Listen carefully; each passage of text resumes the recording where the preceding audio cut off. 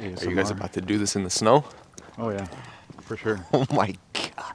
Yeah, that's like a big thing too, is like we want to make sure we're showing up every week in every climate and every condition so that we give people zero excuses not to show up. Yeah.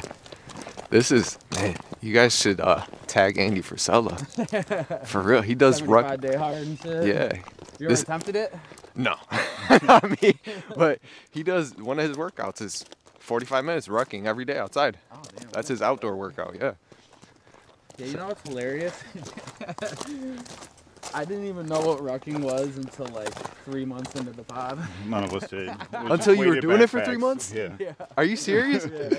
Oh my God. I found out, I think through him or through some other fitness stuff I was listening to. Yeah, we were just doing it, and we're just like, our goal kind of, before it turned into a podcast, we were like, let's try to do a 90 and 90. So 90 pounds of weight, 90-pound hike. Okay. So like we started that, and then after like, I think the first week, we're like, yo, let's turn this into a podcast. It'd be kind of cool. Yeah. Yeah. And then started like, kind of developing it. Who are we talking to? Why? All that stuff. And then I posted one of the videos, and someone commented like, what did she say? She said something about like rucking. Was the lady at the gym? Yeah, the lady at the gym, she saw the video and she's like, oh, you guys are rucking, whatever. What? I pulled up and we go to the gym, I'm like, what the fuck is rucking, dude? Doesn't this sound weird? Yeah, right. You're like, what? What is this? No, it's fun. It's cool, yeah. I've definitely been enjoying it. And day one wearing this thing, Yeah. I was literally like, my shoulders were hurting, and like after I was like, oh my God, it's so much weight. You got 90 pounds in there right now? No, this is only 40. Okay. Yeah, our goal is to build up to 90. Sheesh. Yeah. But that's gonna require ankle weights. Yeah. That's gonna require like carrying something probably. Definitely a bigger bag will make it easier. Yeah, for sure. What I've found, because like, so you have the vest, that definitely distributes it a lot more evenly, right? Mm-hmm. But then with my bag, I didn't buy anything special for rucking. I just got a bag, threw a kettlebell in it. Yeah. And you have to stack your body so that way your back doesn't hurt. Mhm. But then it's like, think about all those little muscles that are just getting developed because you're walking with better posture, more stacked, and I mean, so many benefits. Yeah, that's awesome. I definitely enjoy it. And like when we're disc golfing too, we'll like set up the camera. And because we're not walking as much, we're gonna do push-ups at each hole, and then we throw, and then go to the next, and do all that. But yeah, I really like before football season started, this dude, tight end for the New York Jets, came in, Tyler Conklin. So I want to like. Oh, no way. Yeah, I want to try to get. My wife went to school with them. Actually? Yeah. No way. That's crazy. It's like same grade and everything. Yeah. That's crazy. Yeah, but I want to. She like, does his wife's hair. No way. Yeah. That's insane. That's funny. Okay. Yeah, I want to try to get him on the podcast, and then maybe like spin it, like do NFL training, you know, versus like the rucking or disking like we do. So keep adding on layers of fitness and stuff like that. But I I'll don't try know. networking, just getting out, getting in touch with good people. That's what it's all about. For sure, man. So, welcome back to another episode of Trail Talking Evolve. My name is Matt. Jason. Jason. Rivan. We're not experts in any, sorry. Sorry. We're not experts in any of this field, but we study every day to hopefully bring you guys the best value possible. And today we have a guest on the show, as you can see. I'm going to tell you how I met the guest, and then we're going to let him get into his origin, 2 to 5 minute origin story. So I received a DM on Instagram asking if I would be looking to get a power washing done, completely free of charge, just to kind of start building the portfolio, the business behind it. And anytime I get a DM like that, I'm all over it, because what it takes to either build a business or build relationships is as simple as making that first call, that first cold call, that first reach out, and just establishing a relationship. So instantly I was hype. But when I actually got to meet him, it was a whole different experience, because very rarely do I come into contact with people that get the same things I get. And when it comes to business and when it comes to content creation. I believe today's guest totally gets these things, and now that we've been talking and learning a little bit more, sounds like he really gets the fitness side of things too. So welcome to the pod. It's, Thank you. A little 2 to 5 minutes, who you are, what you do. It's an awesome intro. Thank you. Hope I can live up to that. But so, yeah, my name's Rivan. I started off, I'll give you the Cliff Notes version. Basically, while I was in college, worked for a startup, and you know, not to drop names and anything like that, that startup really helped me learn a lot. They've gone on to do some pretty big things, and you know, after I left there, went on to, kind of like Matt was saying, branch off, do my own thing, try to figure out how I can become an entrepreneur. And yeah, through a few different ways, through, you know, helping small businesses improve their digital presence with technology, doing my own little side work, like Matt was saying, the power washing, making my own money, and then on top of that, building my own business with the technical skills that I have. And eventually that led me into a niche of mortgage brokers and real estate. So that's currently where I'm putting all of my attention, and it's winter here in Michigan. It's like 20 degrees today. Power washing is not really an option. So, but we're still out here, and you know, we're still making sure we get our fitness in and we do everything that we can to, back to the health side of this episode, protect our bodies and make sure everything's good for long term. So yeah, not the best intro, didn't have anything prepared, but like I said, Cliff Notes version. No, this is where we're at. That's perfect, honestly. Good. And let's dissect it a little bit too. So you brought up a startup in the beginning. Uh-huh. You said you were not to name drop, but I don't think you did end up name dropping. So No, I didn't. I just wanted to say they did good, and I learned a lot there. My favorite job really by good far. though, right? Yeah. Yeah. So the startup was Gym Launch, correct? Gym Launch, yes. Gym Launch, Alex and Layla Hormozy. Uh-huh. Since you won't name drop, I'll drop it for you. Those two have been huge influences in my life the last like 9 months or so whenever I discovered them. It's absolutely insane when somebody like that comes into the game and just starts vomiting all this amazing value. Yeah. I mean, it's I've been studying entrepreneurs on the internet for the last 8 years. And when he came to the scene, first video I ever seen with him, I just was jaw dropped. I was like, what? Yeah. All these things that I've heard and learned, like you're just saying in such a clear and concise way. So Yeah. let's talk a little bit about that journey. How long were you with Gym Launch? And what do you think were some big takeaways you took away from that experience? So it's actually funny how I got the job. I was actually, like I said, in college student, working, doing anything I could. I was in construction, I think, at the time. And I had previously, I was an ex-college dropout, so I dropped out, went back in. That's a whole nother story. I sold cars. If anybody's watched Eminem movie 8 Mile, that's where I was selling cars on 8 Mile. Nice. Yeah.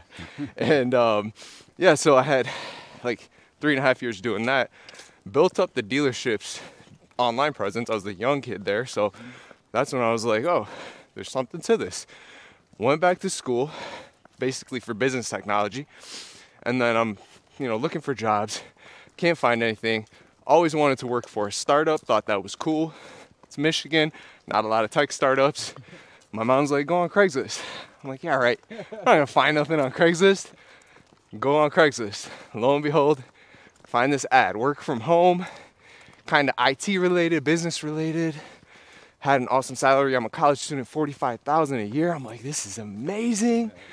Applied, got the interview, and you know, I think it's a remote job. I can work from anywhere.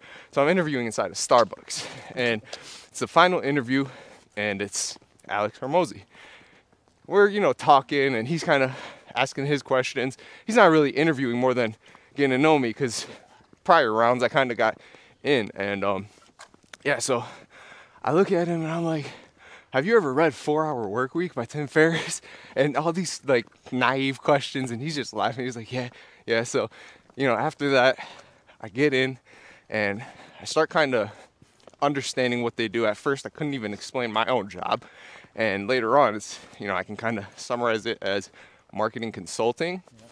And then my focus was on the technical aspect. So creating the Facebook ads, helping people create their landing pages, help the team grow from, I mean, when I started, the whole company was 20, 25 people. And then by the time I left, I had a team of like 10 to 15 people just for technology. And the company was at like 100 people. So as some people would know, Alex went on to do really well. Him and Layla have so much respect for them, and everybody. There's still some people at Gym Launch that helped start it, and they're doing wonderful. So yeah, and then when it comes to the takeaways, just these 5 things. So for any business owner, the 5 core pillars of any business, that's one of the main things that got drilled into my head when I was there, and I think is one of the most important things for every business owner to understand. So technical stuff aside, just straight business theory, whatever you want to call it, concepts. 5 core pillars: lead generation, lead nurture, sales, fulfillment, and then retention and referrals. So again, you can apply this anywhere: gyms, restaurants, mortgage brokers, realtors. Lead generation, finding leads. Lead nurturing, this is the part where most people fail. It's making sure that, you know, you're staying on top of your leads, the people that know you, whoever, however you want to, you know, whatever you want to call those people, but the people that know you, right? So that's the lead nurture part.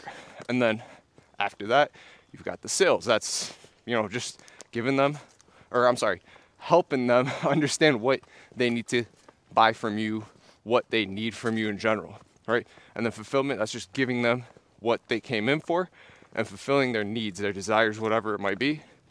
Then retention and referrals, making sure you stay on top of that so you're not constantly running outside trying to find new people, because within your current existing clients, customers, whatever you want to look at that as, you can find a lot more business. So those 5 things I would say are on the top of what I took away from Gym Launch. And then of course all the technical stuff, but that's constantly changing and evolving. So over the last 4 or 5 years, it's definitely been different, but they helped me get a real good start and real good understanding of that stuff to begin with. So that's cool. So you say about 4 or 5 years ago is when you were working with Gym Launch? Yeah, from 2017, 2018, just about 2020. Oh, that's awesome. Yeah. Yep. And for anyone that's watching that doesn't know, Alex Khamo, him and his wife, they struggled a lot. They failed, they fell. But the most important thing is they continued to get back up, learn from their mistakes, and are now running a $300 million a year portfolio of companies. Yeah, the guy's goal is to be a billionaire, and he is not stopping. Yeah, he definitely not only outworks most people, and it's kind of an interesting thing to say to outwork, because there's only 24 hours in a day, so technically you can match work, but I think it's more about leverage. Finding the way, exactly. Finding the way to get more out of your work, aka leverage, to be able to essentially work less to get more done. Yeah. And I think at least where I'm at in my career is I'm still trying to figure out that side of things, because I work 90 hours a week. That's a hustler. But no denying that. I know that there are better ways to get more done in less time. Yeah. But I just have to, gotta find that unlock. So it's interesting that you're saying that, because, again, I learned a lot from this guy. Like I'm gonna keep going back to his content. A lot of this stuff is not my own thoughts. I'm not that advanced, but I know how to apply it. So he'll talk about figure out your input outputs. Again, Alex is who I'm talking about. Yeah. So in this exact situation, what are your inputs that you're putting in that, you know, turn into your output? Like, for example, you're putting in 5 minutes, let's say just making a sandwich. Mm-hmm. The output is, you know, you got to have a customer with a sandwich. So how can you increase your input and increase the leverage, I should say, on your inputs to increase your output without you doing more work. And like that's the lever. You got to figure out just an example right there. Input versus output. No, For me, it's a little easier to figure out. I just got to call right now.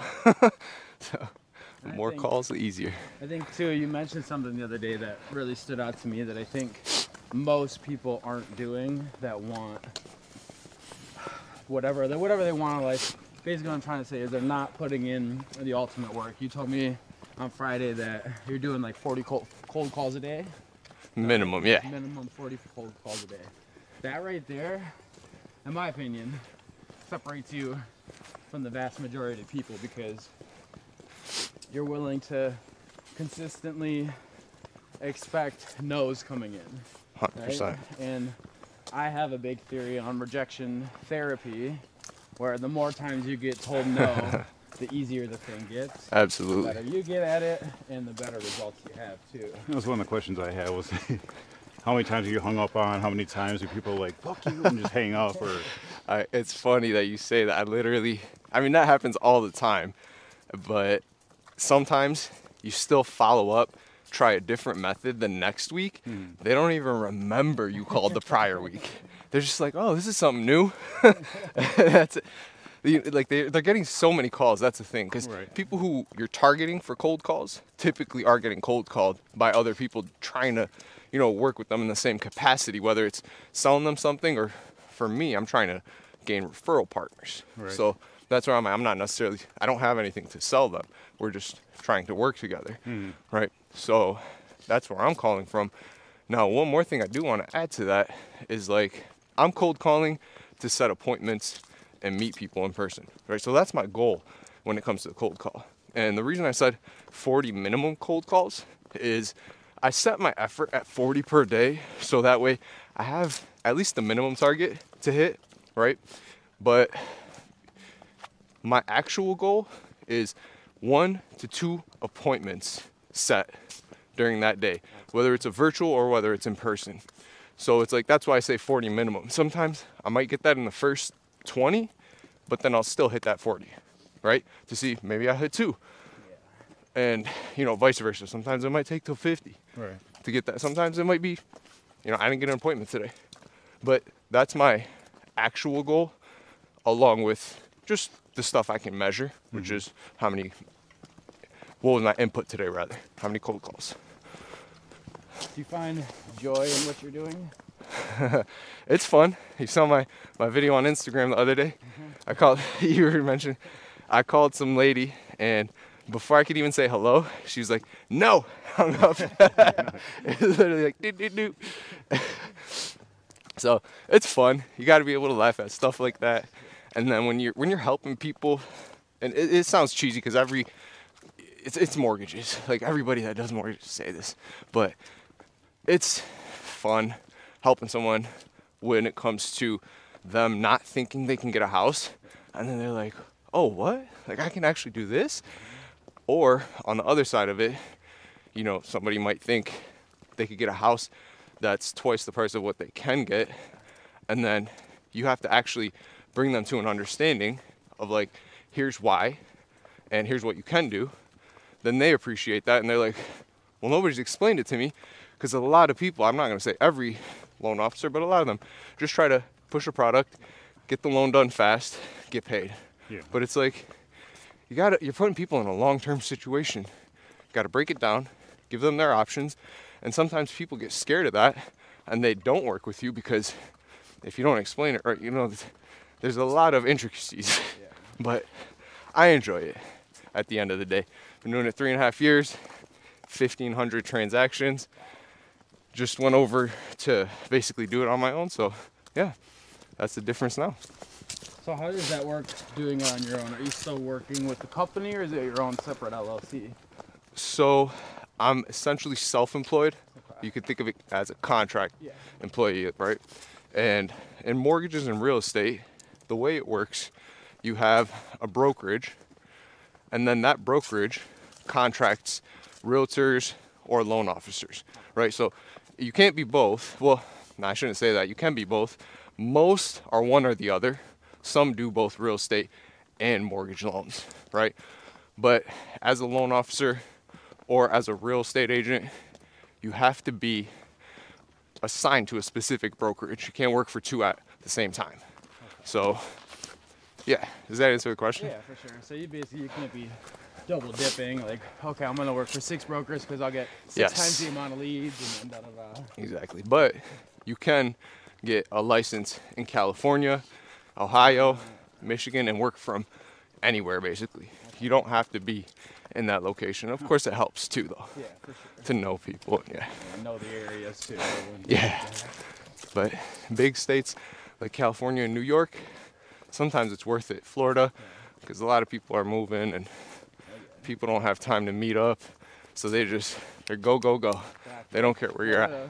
Florida and Texas would be hot right now because Yeah. it seems like everyone that's living in Cali and New York is moving over to Texas and Florida. Yep, a lot of people sure are. Which is pretty interesting. I mean, I say that solely based on the content that I watch and the people that I listen to, and they all are saying the same thing, so. No, it's very true. Because I was, as we might have talked about before, prior to me doing this on my own, I was with literally the largest mortgage lender in the country, and I would see that internally. Their prior home was in California, now they're Texas, Florida, Idaho, believe it or not. Real beautiful state though, Idaho. I want to dive a little bit deeper into that because Idaho, I just think potato fields, you know? Yeah. But there's like this disconnect, right? When you've never been to a place and you kind of just have this preconceived notion of whatever it is. Yeah. And then you actually see like photos or videos or whatever, and you're like, oh, this place actually looks dope. Yeah. I think wait to say I'm gonna spend some time looking at Idaho. Yeah. It's interesting. No, think like up north Michigan vibes. Okay. Mountains though, and then you've got like springs, stuff like that. I was working with this lady. So prior to this, again, I did mortgage loans, but I consulted with loan officers across the country. Yeah. So that's how it worked with that company. And I would work with this lady. She's a loan officer in Idaho. She was from England, so it was always awesome. She's the only one that I had with an English accent. Yeah. So talking to her was always fun. And I'd always call her the best LO in Idaho. She'd always laugh. We're still friends. She's nice. But she would always tell me about all the cool shit there. That's fascinating. That's one thing that, again, I hope this podcast develops into opportunities for us to, someone brings up Idaho on the podcast and they go, hey, you guys want to go to Idaho next week? And then travel and then, make a little video series about it. It's one of the things when I used to drive a truck for a year, so I've seen a lot of the states. And there's a bunch of places I drove past, like I want to go there, I want to go camp there, or I want to go hiking there, But I couldn't stop because I was driving a truck, so. Yeah, it's definitely something I'd like to do. Is that when you were doing keto? No, that was way before that. That would be real hard. Right? All I ate was Subway. Drive-thrus and all that. Can I just get a shot of olive oil? Right. Literally. Yeah, it's so, like, as far as, like, from the fitness side of things, like, 8 years I've been kind of on and off. This last 3 years I've been consistent 6 to 7 days a week. Nice. And dang, he hopped on with me about 2 years ago. Maybe a little over 2 years. Yeah. 3. And the cool thing about it was that I was kind of just showing up, just kind of going through the motions, getting back in routine. Who was the coach and trainer? At the time it was just or was me. I was just fucking forcing myself to show up and be there, and I was 140 pounds when we opened up Naps. I was just straight skin and bones. And then that first year I got up to 190. So I was just grinding and eating and doing my thing. 50 pounds in a year? Yeah. Dude. But a lot of it, keep in mind, was muscle memory. So I had been there before, right? But I had lost it all. Still, that is insane. In a year. Yep, in the first year. And then when he hopped on with me, he started bringing the science behind it. Okay. And the reason I'm bringing that up is when you brought up olive oil, I would have never thought as olive oil is like sure, I know it's good for you, but the actual benefits of actually just taking shots of olive oil, 90 calories per teaspoon? 120. 120 calories per teaspoon. Tablespoon. tablespoon.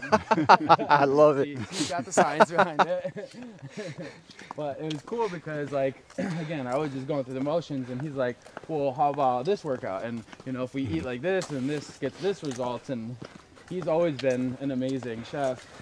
And one thing when we were working together at the Chop House, I would always see him come around the corner with, like, the nicest dish, you know, and, like, we didn't make any of that food, but he would take spinach and red peppers and, like, all these things and make these fucking amazing looking I would throw dishes. some shit together. Yeah. Off menu, Yeah, exactly. after hours menu. That's cool. So it's So where's cool. your background? Mine, Yeah. culinarily, just working in restaurants. What about health-wise? Health-wise, just personal research. Okay. Just got making sure you got the best for yourself. Yeah. Best knowledge, best A understanding. friend of mine, what started me on the keto, Christy, she was a bit overweight. She had diabetes when I first met her. So she changed her diet, did a bunch of shit, started to keto, lost all that weight. Nice. So she kind of inspired me on that. And she beat diabetes too, right? Yeah, she beat diabetes. What? Yeah. By Wow. changing her diet and exercising. Yeah, hopefully we'll get her on the pod soon. But That is awesome. and just as far as working out, I've all my life like on and off been working out, Yeah. like in high school, whatever. But as far as the nutrition, it was just what, maybe 10 years ago now. I got into it more, started doing research, watching Yeah. videos. Yeah. No, it's definitely good to understand. And I mean, there's so many resources out there today, and there's still people that don't know what food is high in fat, what food is high in protein, what carbs are. That's when I started, when he started breaking down the science, I was like, okay, maybe it's a good idea to learn this stuff, you know? Yeah. Calories in, calories out, deficit, like Yeah. all those little buzzwords, but like it's just the truth behind the whole fitness thing. And Sure. I suppose like Christy's story is one of like 3 examples that we have just in our close circle of people that had brain tumor, MS, diabetes, 3 separate instances, 3 separate people, changed their diet, fitness regimen, and they're Yeah. now beating all of those things. Yeah. Oh, wow. MS? You Yeah. guys know somebody? Yeah. That is She's doing crazy. great. She's doing great right now. Oh my god, that's awesome to hear. And we're gonna try to get her on the pod too, to hopefully, you know, if anyone watching has a family member or whatever with MS, like, Yeah. here's proof of do the thing, and you can get better. And it's not uncommon. You know, I'll say it's not in most people because it's very hard to try it. Like, and just full disclosure, I have epilepsy, so neurological issues. Going back to that's why I was like MS, and keto was actually invented in I think the 1920s for epilepsy in children, and that's when they found out that it works. They don't know why, but for what's called drug-resistant epilepsy, which means when you try 2 or more drugs that do not stop your seizures, you gotta find a solution because you can't just keep having seizures. And so, yeah, keto was the answer. But you go to doctors, you go to neurologists. I've been dealing with epilepsy for years. Not one doctor has suggested it. They've pretty much, I mean, they've gone as far as surgery suggestions. No diet changes. Nobody's even asked me. They haven't even done an allergy test. So it's like, That's the scary part about it. yeah. That hill. Yeah, right. Try to, Water. Yeah, it's one of the things that annoys me. Like my mother was going through some stuff, and like I was rarely there with her when she went to her doctor, but pretty sure he didn't say, "Hey, change your diet," because she was overweight, extremely overweight. I don't know if he mentioned that to her, but just feeding her pills. yeah. So, Yeah. in your case, for a doctor not to mention change your diet or try something that. Not even look into it. That's crazy. Yeah, it's definitely, and I mean, I look into it now, and you know, I'm doing the work for myself, but yeah. It's sad that you have to do that, but it's nice though It you is have what the it is. access to the information, right? Because Yeah. you go back 30 years, you would just be fucked. You know what Yeah. I'm saying? Oh yeah, you would be No fully trusting them. answers. Yeah. You got no other choice. But yeah, I just say that to like emphasize, like, don't just fully trust the doc. Like, do your own research. You know your body better than anybody. Right. For sure. Like, for me, it's like, I know I don't need surgery. I know it's something that's just, I don't know, just off somewhere. Either it's a supplement, something that I need. That's really what I feel like. Yeah. Have you done any blood work or anything like that? Yeah. So what's crazy, I was just looking at this yesterday, literally last night. I had some extra time and I was chilling. Yeah. I go to, this past September of 2022, I was literally on life support for 2 days because I had the worst seizure I've ever had, in a coma. There were like tubes down my throat and everything. I woke up, I don't know what was going, like, I've never felt tubes in my chest. It was the craziest shit. And so I'm looking at my blood test from that day, last night, and there's something that's really high and something that's really low on my blood test. So I searched both of these compounds, and both of them, it basically says if this is really low, that means you had a severe allergic reaction. If this is really high, severe allergic reaction. So then I'm typing in, because I remembered that day, I never forgot. I had bought a pack of icebreakers that I haven't had in years. And then I was at my desk at work, down in them, just 20, 30, I think I had that day. I didn't have gum, so I was just chewing on them, whatever. Right. And then those have a lot of aspartame in them. And then I start looking up like aspartame, allergies, and like all stuff like that. And basically there's this thing called PKU where you're allergic to something that your body breaks aspartame down into. It's called phenylalanine or something like that. And so that can cause severe neurological issues, seizures, heart condition, a ton of different stuff. And so now I'm looking into PKU because it's like, well, if I had an allergic, like none of the doctors said you had an allergic reaction. Like they saw the blood test, they did the blood test, and I was at the hospital for almost a week and a half before I got released to go home. And nobody said you had an allergy issue. So yeah, now I'm looking into in the PKU, it's like you gotta eat super low protein. It's such a, like, I feel like a glass person looking into it, like if this is it, like dang. But yeah, so that's the only thing that I kind of, My conspiracy brain's going crazy right now. I know, right? Right? No, trust me, dude. The pharmaceutical industry, it's like before all this happened, I always had my thoughts about it, and like I've always been like a conspiracy person. Right, right.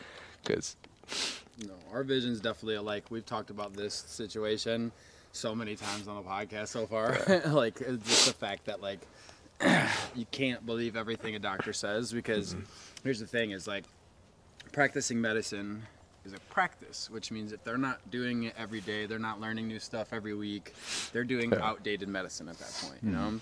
Because so much shit is changing and they're just not, I'm not saying all of them, right? Because I'm not friends with every doctor in the world, but I feel like most people kind of get in the rhythm, they do their job, and then they go home versus like the people that go above and beyond that are learning new things every day. They're going to all the lectures, they're studying all these things.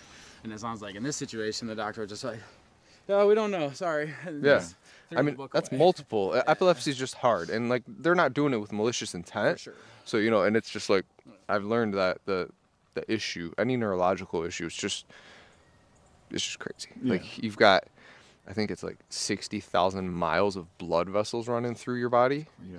and then think about the thinner little neurological strings or whatever those are called. Like those are even smaller than your blood vessels. So much to do with it. I don't blame them, but it is definitely something that.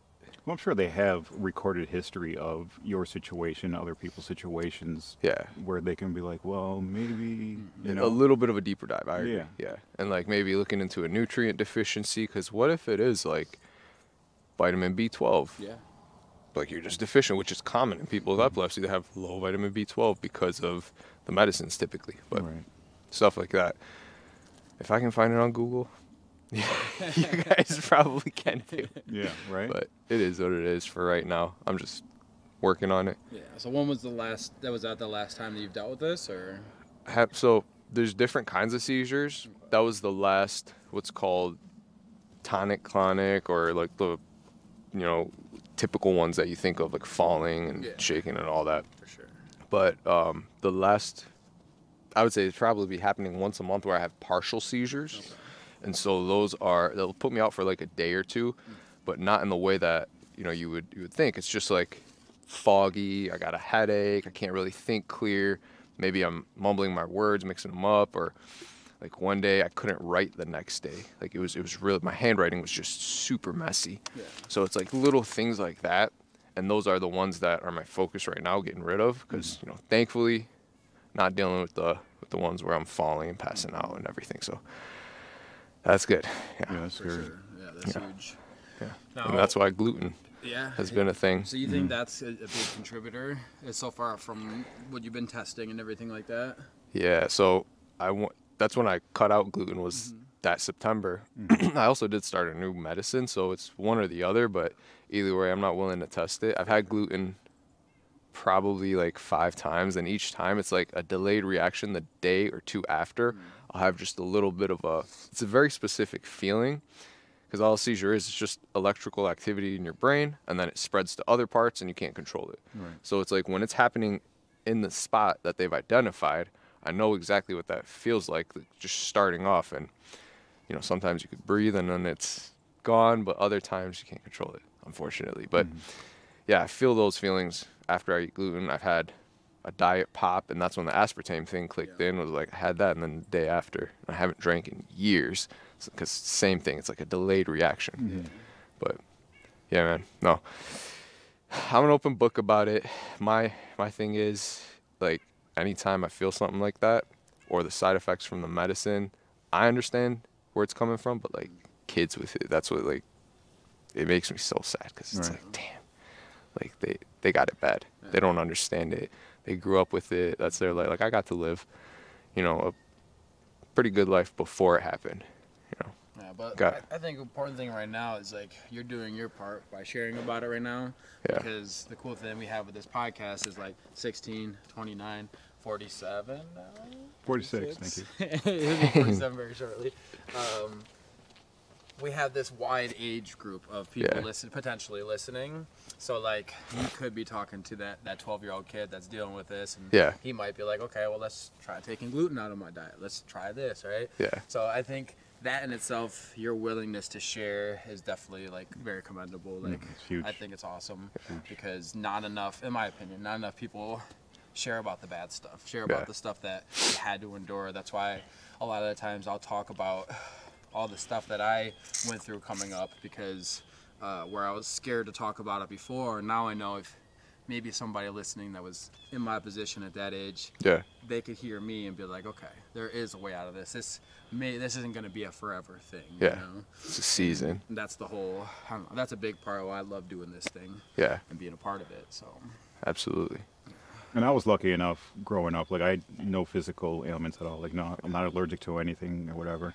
And him so far, same way. Like, we don't have those issues. So consider us very lucky. But still, at the same point, like, when I did my research as far as nutrition for myself, it was pretty broad, because I don't have any limitations except for what I want my body to do. So that you talking about that was huge. Taught me a lot just now. for sure.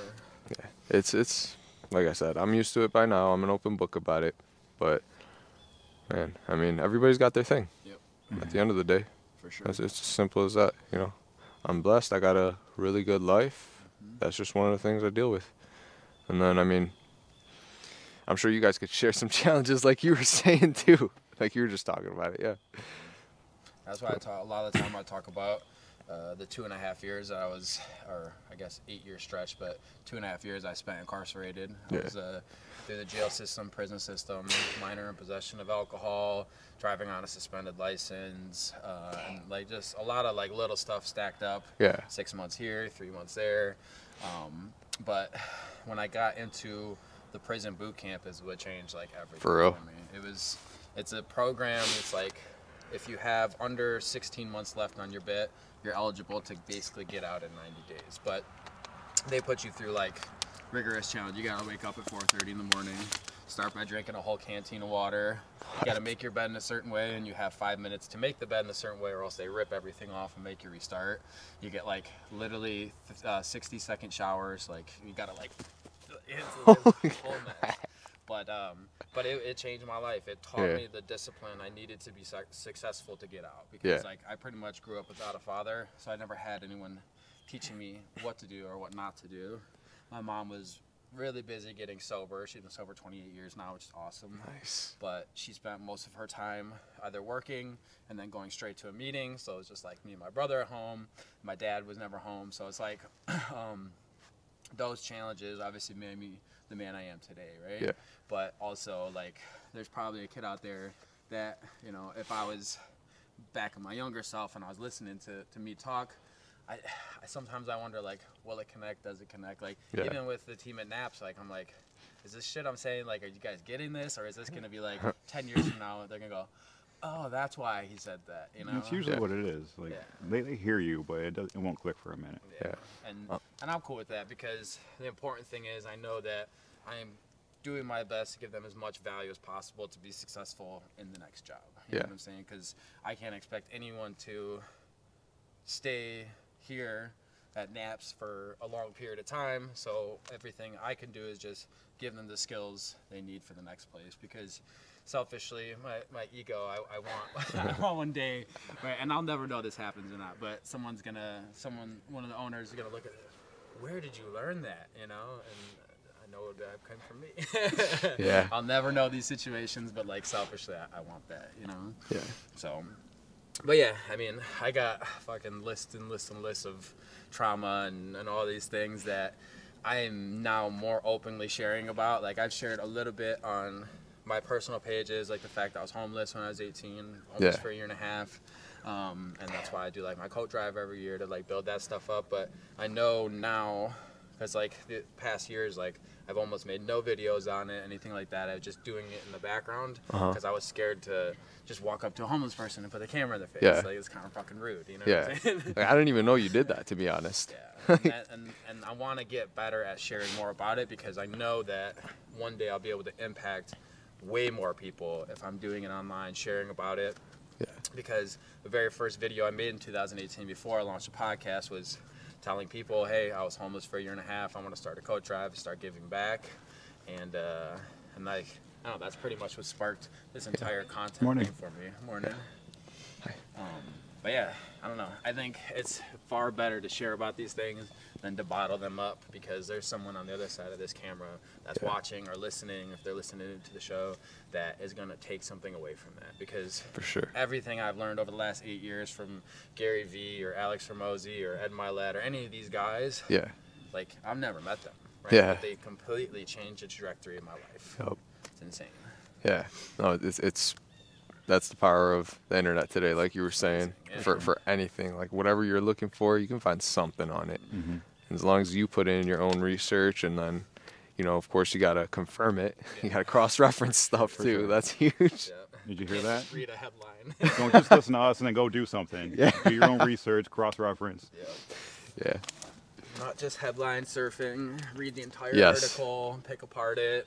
I think the big thing is like how I value most things now. It's not just hearing it once. It's hearing it 7 different times, 7 different people that say it in 7 different ways, but it's the same thing. And then I'm like, okay, there's got to be something to this. That's funny that you say that, because like in sales, and have you guys ever been in sales in anything?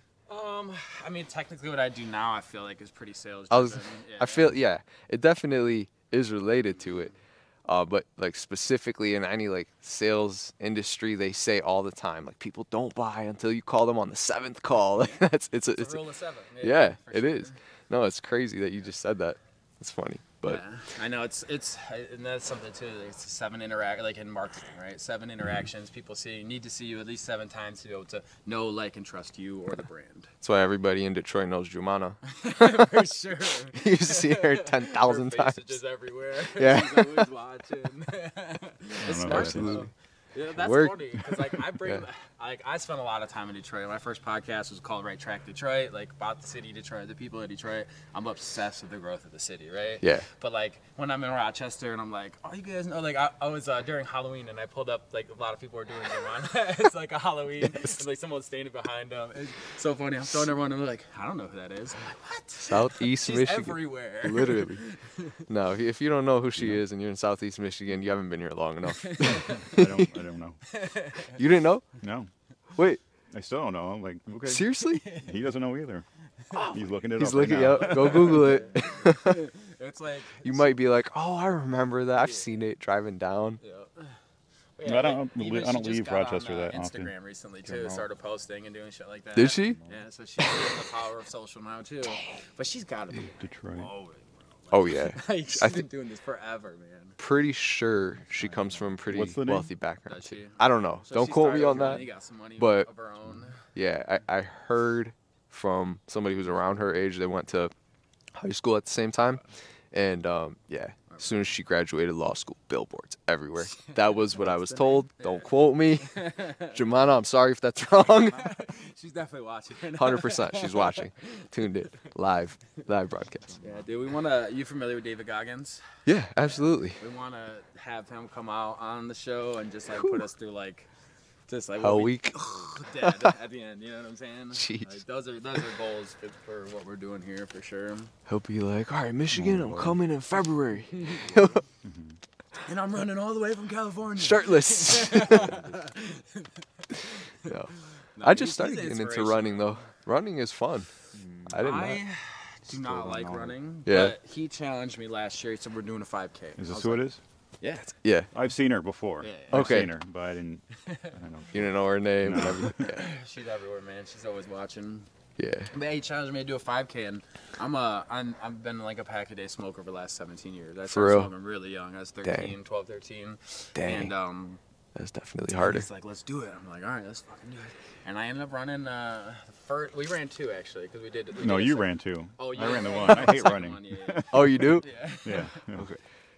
But it was I more hated just it like before. challenge ourselves. You know what I'm saying? That's exactly why I started one. I was just telling you the partial seizures and like how I'll get it one day, it puts me out. So I was off of work because I had it that morning and I was like, called in. There was no way I was working.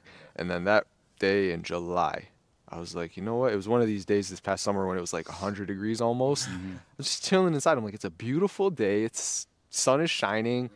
Like, let me get outside, try to run. Had not ever ran before, not for fun at Right, least. right.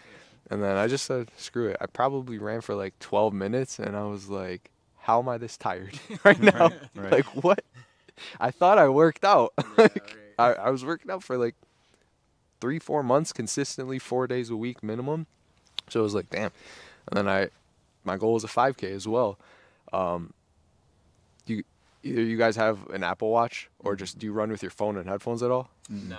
No? I mean, if I'm, Oh, yeah, he was just saying the 5K. I just kind of. yeah, if I'm by myself, I prefer to have some sort of music or something going. Okay. But like if I'm running with people, like no, we're just going. Like it's Yeah, the same that- thing with yeah. the gym. If I'm with people, That's different. headphones out. But if I'm by myself, headphones in for sure.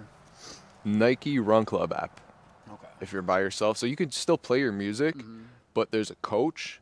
He'll like pop in. He'll be like, all right, you're at 3 minutes now. Now, don't forget, have your posture stacked up or like breathe. And, you know, it's the little things that you forget to do Nice. when you're thinking, damn, this is hard. Damn, this is hard. But like he pops in, then you're thinking about what he's talking about or she. And there's different workouts. Like there's sprint intervals, there's long runs. And by the end of the summer, I got my ass up to an hour-long run. Damn. I was That I'll do. That's Like nice. I mentioned, I forget what they're called, but like sprint intervals. I'll Yeah. do those. I like doing those. Oh, Like you long like- distance running. Fuck You that look shit. like a sprinter too. Yeah, like- sprinter for sure. yeah. All day, but That's crazy. long distance, no. Well, sprinting too. Someone don't quote me on this. We're not experts, but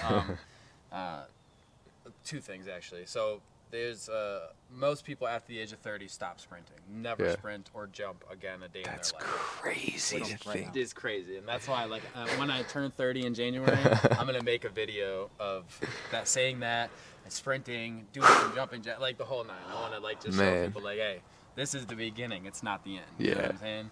So there's that side of things, but also they said 30-second sprints. I don't remember the exact how long for, but it actually creates natural human growth hormone within your body too. Yep. So it's like that in itself is huge. Tabata benefits. is what it's called. Tabata? Yeah, Japanese researchers basically create. It's a 4.5-minute workout, Okay.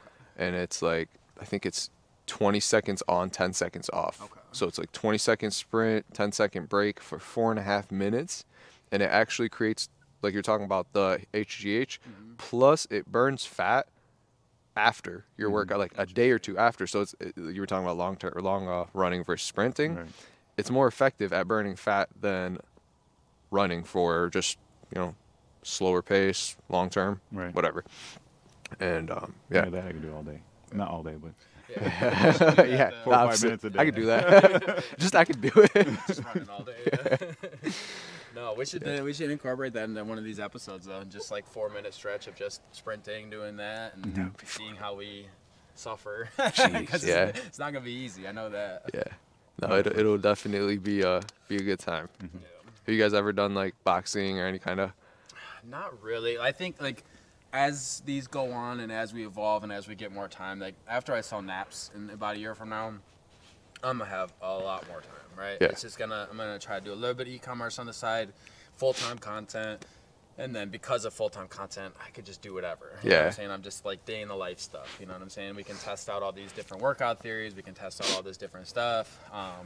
But yeah, as of right now, it's just like I think I told you on Friday, like just terrified if I don't give naps my 90%. Yeah. Is everything's gonna fall apart. And For like, sure. How many times, like every time that I went to jail, all my stuff would get stolen. I get out with just the clothes of my body and have to restart. And that was Holy 5 shit. times, over the course of 8 years. Just losing everything, building back up, losing everything. So like I just am in a constant fear of losing everything. And that's why I work so hard though, is I'm never go back there. I'm locked in. Like this time I'm zoned in. It's been a decade since I've gotten in trouble, right? So they say it's a 87% chance that after you get out of prison, within 5 years, you'll be back. So already I've broken that statistic. And that's why I tell people all the time, you can't listen to statistics. You have to create your own statistics, create your own destiny, create your own future. Because if I were to just listen to that, like all the police officers and their correction officers, like, oh, you'll be back. Oh, we'll see you again. Oh, there's Johnny. That's third terrible. time. Like, right? So it's like you just get this in your head, and it's like, oh, this is just my life forever. If you were to accept it, I don't like accepting things. Like I don't really, but like I believe in everything is possible. It's why I don't believe in most people's like thoughts and theories, because like if I were to just listen to them, I would just be that same statistic. Create your own limiting belief at that point. Exactly. Yeah, you had to break that. So, Good shit, man. I didn't know that. After 5 years, 87% chance, did you say? I believe so. At least in 2013 when I was going through, that was the statistic. So it might have changed since then over the last 10 years. But Still, I mean, you can't imagine it's changed much, but it's crazy. that is insane. And they do their best to keep you in the system. And I don't know if it's fully malicious, you know what I'm saying? But like the fact that a lot of correction officers just... No, they treat you like shit in there. Teaching you how to be successful when you get out. That's why jail and prison do not rehabilitate. That program I was telling you about, that 90-day boot camp, they do rehabilitate, like discipline and focus, like all these things help you get your ID when you get out, and all, like help you be successful when you get out. But the thing is, this program was this big when I was there, and they cut it down to here now. So they got rid of over half the staff. They moved the facility to a smaller location, and it was the only one in Michigan. Still is the only one in Michigan, but now it's... Oh, wow. So it's a limited amount of people that can get into it. At the time I was there was 103 people on campus at all times. Huh. And basically a waiting list this long, you know what I'm saying? Yeah. Like every time someone graduated, they put 4 new people in, so on, just kind of cycle like that. But that's why one of my 40-year plays is, it sounds crazy, but I want to own a prison. I want to own a prison that That does sound crazy. That does. And I want it to be just like that boot camp. So I want it to be a 90-day program, and make it actually, like, I'm going to teach you everything you need from mindset, discipline, focus, if you need to learn how to read, we'll teach you how to read. And fucking electrical, like whatever. Damn. Like OTech in school. I don't know if like you had OTech. No. But basically, it's like when I was in high school, I had an opportunity to do OTech my junior and senior year. So I would halfway through the day leave and go to another campus. Working on they cars taught me and stuff. Construction. Okay. I did the construction one, but they have like hair salon, construction. They have now like welding and technology. We did have that. I didn't do it. Okay. So, so like I'm thinking from that mindset too, we can make a prison like that helps people become an electrician. Yeah. You can get out and get right into the trades as soon as you 100%. get out. So, but yeah, that's a long-term goal, and I know nobody's gonna fund me to do that because they're gonna be like, why am I gonna fund a prison? So I have to make my own wealth to be able to do that. I mean, they are a business technically, Right. but you don't think about that. That's why when you said it, I was like, it took me a second to be like, damn, I guess you can just buy a prison. It is a All business. prisons in Michigan are privately owned. Funded by the government. Yeah. Yeah. No, It's our that's time right now. All right, you guys want to get to walking? Mm-hmm. Keep this, keep the pod going. But yeah, I mean, that's something that's very important to me.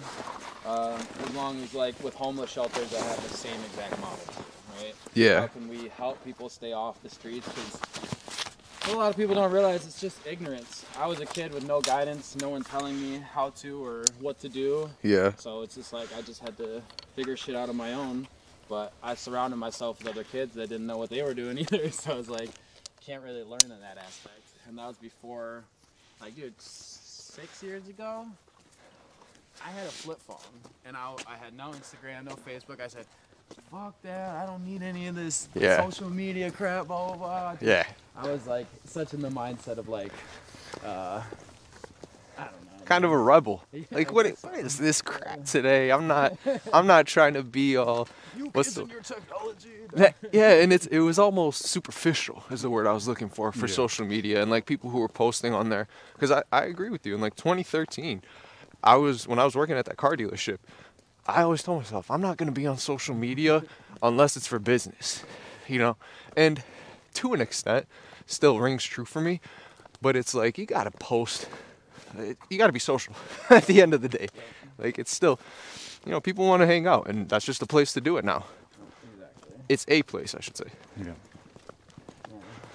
So it's just interesting that go from so resistant against this thing, and then I had the same realization as like, oh, if I want to build a business, like I need to know this side of things, you know? Yeah. And speaking of, I think I'm gonna get some content right now too.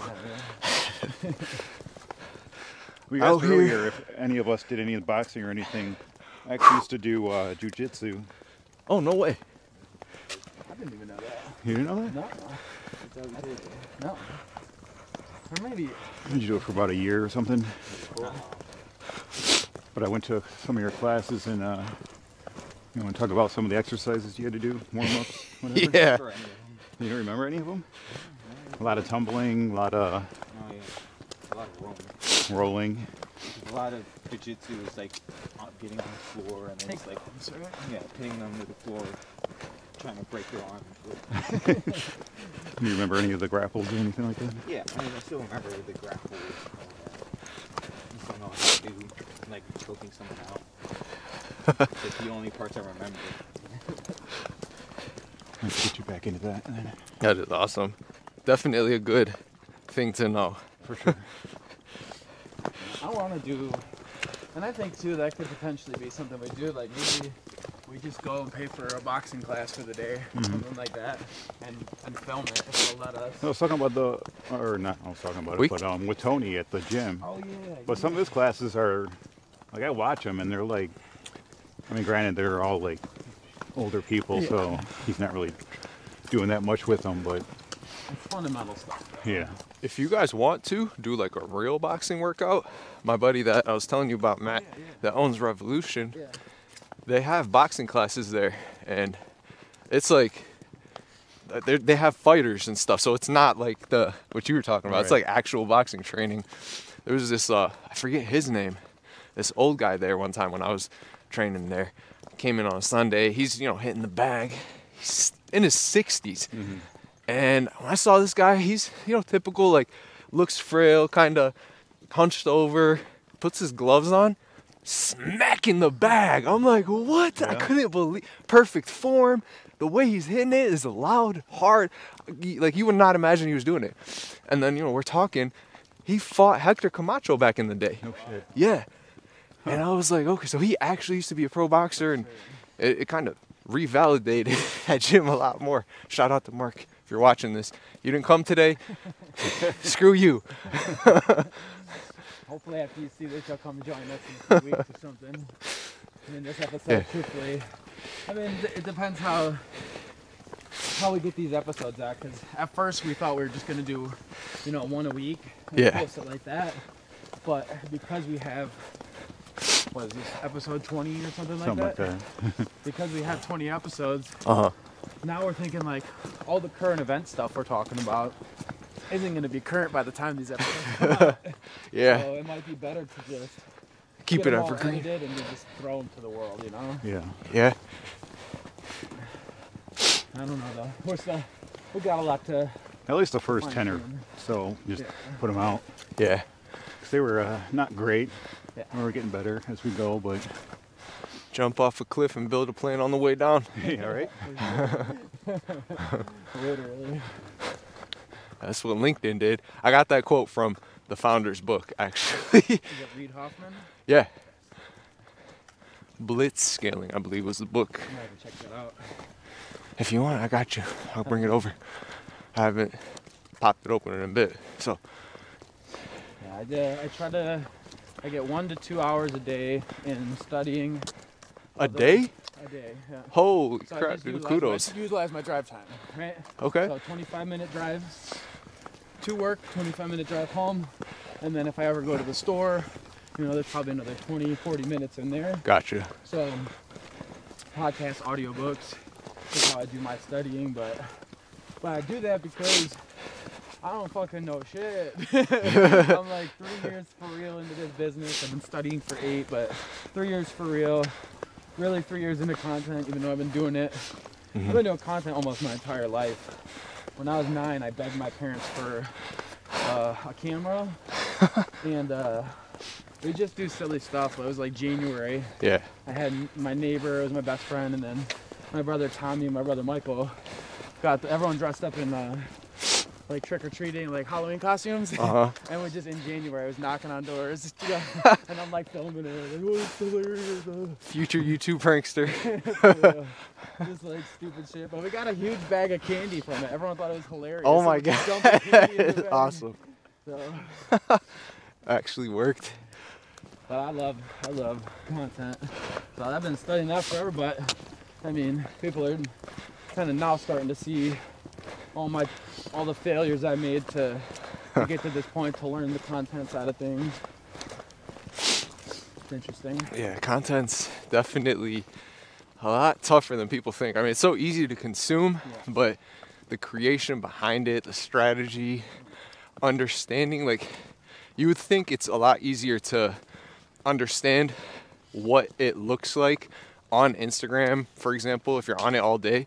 But as you're creating a video, you're not thinking so much about what it looks like sometimes to the person viewing it at the end. Then you post it, you're like, dang, I should have put this, you know, tag over here. I should have added this song because it's viral right now, or I should have made this make more sense because now you can't see it in the like so many different little things that while you're making it, you're just not thinking about because you're not seeing it. But then, yeah, it makes content creation hard. That's why, like, this years and years ago, but Gary said, document versus create. Yeah. He's just, but that in itself, I mean, you gotta pay someone to be there full time with you filming all the time. Yeah. You know? And you're just filming your life essentially, but the theory behind it makes sense. Absolutely. You know, that's why, like, a lot of my videos, like, I'm basically just selling myself, like, I'm pitching myself, because if I talk about the business and talk about why I'm doing it, all the times I failed by asking people to try a milkshake, and like the way I said it, people are just like, I don't know if I trust this guy. Yeah. But I got the pitch down now to where 9 out of 10 people, probably 9.5 out of 10 people say yes. Yeah. And there's still people trolling in the comments I'll see sometimes. Yeah. And it's like, yeah, no, this page with 100,000 followers, been in business 73 years, or how many? Is it 73. 73? Yeah, they're definitely out here trying to get people. You got it, bud. That's what's funny. It's the first, like, I don't know, I'd say year and a half. My channel, I think in total we probably had around 100,000 that first year and a half. My Instagram, the first 2 years, was stuck at 300 followers.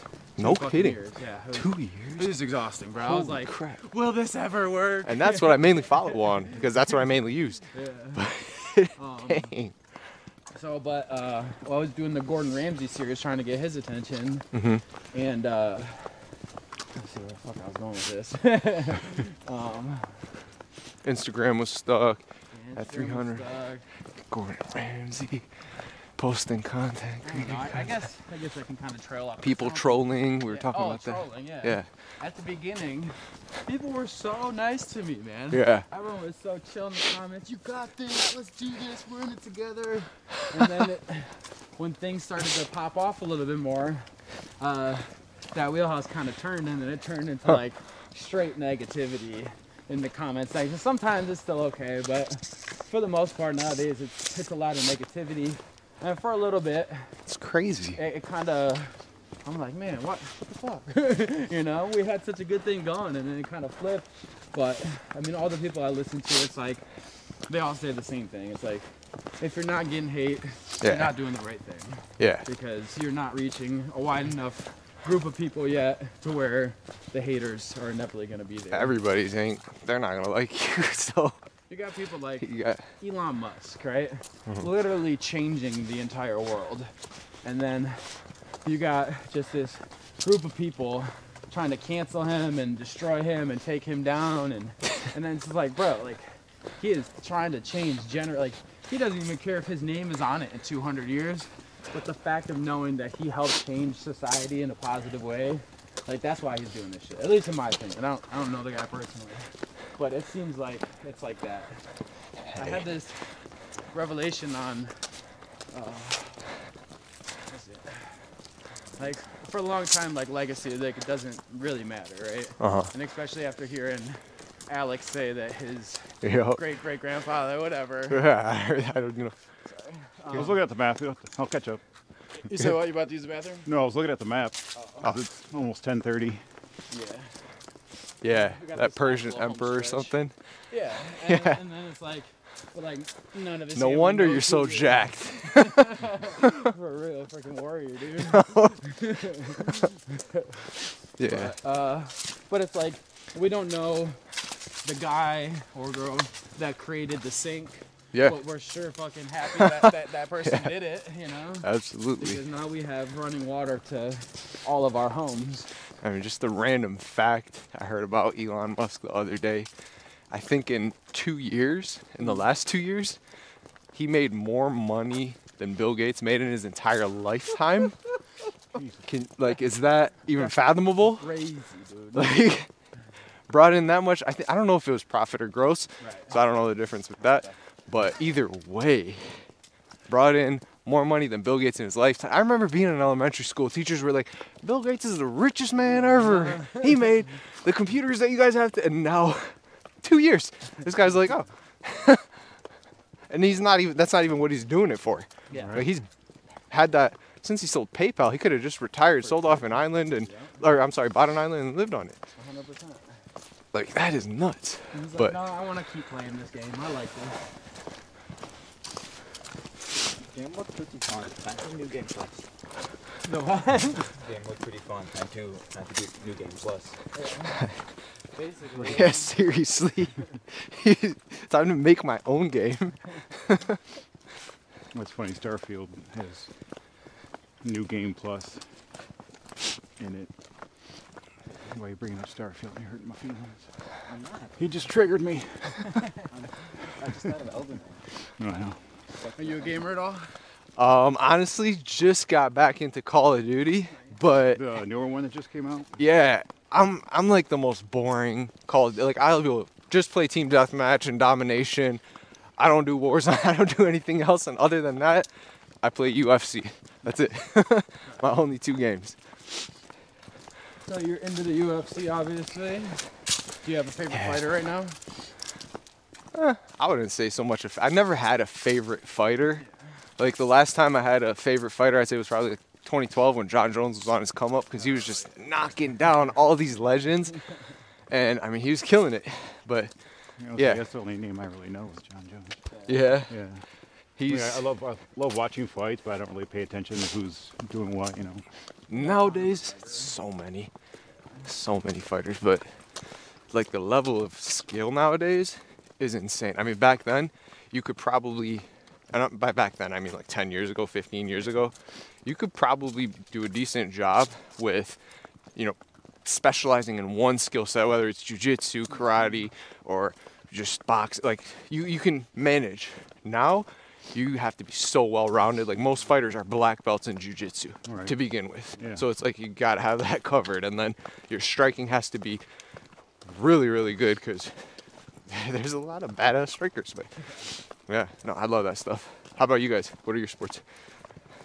I'm a huge Lions fan. So this year's been awesome. Yeah, I bet. This is First time in 30 years, man. oh, Yeah, I used to watch a lot of college football too, but the last 2 years I had to give it up because time. I just don't have time to sit down every Saturday and every Sunday. yeah. You can watch So that football every day of the week. Exactly. So I just put all my energy into the Lions. But I grew up playing every sport. Track, Oh, nice. football. I wrestled for 6 years. No way. Yeah. Oh man, that conditioning, and you hate running? I know. It was tough, man. Especially like because I started partying at a young age. Yeah. So, and like most of the wrestling, like we're like burnouts, man. We're like Yeah. some of the hardest core like workouts. But then we'd like leave practice and go smoke weed. And, Yeah. Like, you know what I'm saying? Like, Wrestlers are great. You guys are. That's one thing I wish I did in high school. yeah, it's great because like for me, I've always loved team sports. But I've also always loved one-on-ones. Yeah. And wrestling is exactly that. Like, in my match, it is my job to fucking win. You know what I'm saying? But at the same time, is me and the rest of my team, we all have to win too to get the overall win. Yeah. But as long as I'm getting my wins, like, I got my wins. You know what I'm saying? Absolutely. So that's still why I get always that loved feeling. that. And then just something about combat sports, man. Yeah. Just knowing you could take someone else. My favorite wrestling story. It was a meet at Troy High, so there was like 4 schools there, I think, a smaller meet, and I was wrestling this kid from Hazel Park, and I've always been the skinny kid. I wrestled at 103 at that time, so 103 pounds, and that was my freshman and sophomore year. I wrestled at that, and I was wrestling this kid from Hazel Park. I pick him up, I got him over my shoulder. I get on my tiptoes and then put all my weight down on him. Literally shit his pants. I mean, it was like, and then I pinned him real quick. That's It was one amazing. of my quickest pins. But he got up, he's walking away like this. Oh my And I literally God. heard him tell his coach that he shit his pants. And I was like, this is like one of the greatest accomplishments of my life. Bro, I mean, how many times have you told someone, yeah, I made him shit his pants? Like when you're like in an argument or something, like you literally did it. But it's such a fun sport. Like It it's is. always looked at as like, at least when I was in high school, I don't know how things are now, but it's like, oh, it's like weird sport because you gotta touching wear the guys. outfits, you're touching guys. It's like, Yeah. no, like I'm making people bleed. You know No, what I'm I'll be saying? honest, I think that's what kind of stopped me. I had friends that kind of thought about it like that. Oh yeah, everyone did. But then, man, looking back, I'm You like, gotta have that killer mindset. yeah. No, I would stay after school for whatever. I would see, little shit once in a while, and then I'd see the wrestlers running around for half an hour, and I would be like, how are you guys even doing this? Wall sits with 45-pound plates, and then Yeah. and then get in The practice. conditioning is wild. And there was this, all the sports I played, that was hands down the hardest conditioning. I bet. Because then you also got to worry about your diet. I remember this kid who was bigger than me, like chubbier, bigger than me, and within like, I don't know how long, but a short amount of time, he was ripped. I was like, why are you, like, what did you do? He's like, I'm eating almonds for lunch. Getting in shape for wrestling. I'm like, oh, I don't want to do that. Yeah, they would wear, I mean, kids would wear 3 sweaters, 4 squares of sweatpants, and then trash bags over everything. And just running. God. Yeah. And like the kids that were older than me, like some of them, this one kid, Chris, he was, I mean, he could have been all-state, for sure. He was one of the best wrestlers. Damn. His whole family were. His brother was all-state. His younger brother went all-state, but he loved to party, man, so. Yeah. He would come in hungover so many days, and because we're conditioning so hard, most of the Yeah. time he's puking in the corner, and Damn. then getting back to the sprint. Like, And still doing it though, that mindset. Oh, yeah. That's it's crazy. man. Fucking beast. Another reason why I feel like people don't take wrestling so seriously is because it's entertainment on TV, Yeah. for and sure. you know it's fake. Like, by the time I got to 5th grade, I was heartbroken. I was like, The Undertaker's not hitting these people? Like, are you kidding me? But that was my favorite wrestler though. The Undertaker. Yeah. Yeah, he's cool. But I'm also happy when MMA started blowing up. Like people are, that's wrestling, or that they're actually fighting. yeah. Like, oh, wrestling is it's an actual combat sport Yeah. that people can get fucked up with. Like, there's no chairs involved in this one? Yeah. I mean, I think they got maybe some script writers, you know, they gotta spice it up a little bit with the drama and this and that. Get the casuals involved. But that's why the best, the highest paid fighters are the ones that can do it themselves. Do the Yeah. promote, like Sugar Sean O'Malley. There's He's a reason amazing making at the it. most. Yep. Because he's got his YouTube channel, he's got his podcast, he goes on all these other YouTubers' channels and does stuff with them. Like, And he's actually really good. Yes. Like, definitely Really not good. taking away from that. yeah, for sure. But yeah, also no, to his promote digital yourself. presence, his own online presence is amazing. And then again, he can get into people's heads real easily. Like, Because you see this like pink and green hair coming out, and you're like, oh, come on, man. and that's the first thing they attack him on. He's like, I already know you're gonna talk shit about that. I don't care about it. This is how I'm getting your attention, bro. Yeah. But I mean, one other thing that he just kills himself with is weight cutting. Yeah. He's really tall for his weight class, and it's not easy for him to get down there. Yeah. And I mean, otherwise, he'd be fighting up a weight class, and those people are killers. And then he's small in that weight class, so he's kind of in a weird position. You got anything you want to plug? All good right now. I mean, if anybody needs a mortgage, that's really it. Don't really expect too much. If anybody needs some questions answered, that's really where I come in. Other than that, this dude is the man. Everybody keep paying attention to him. He's going to be doing great things in the future. He's coming up. He's hustling every single day. Matt, thanks for having me on. X, great to meet you, my man. Nice to meet you too. I know you're already going to be sticking with your dad, but sticking around with Matt too, you'll learn a lot. And then obviously, you got a great role model here. Like, he brought you out here on Sunday. He's bringing you out, doing stuff with you. Keep taking advantage of that. This is not so much for the podcast, mostly for X, because, like, you know, I had a dad, he didn't do stuff like this with me. I always look back on it and I'm like, damn, like, it would have been so cool. So these Wish are, I had it.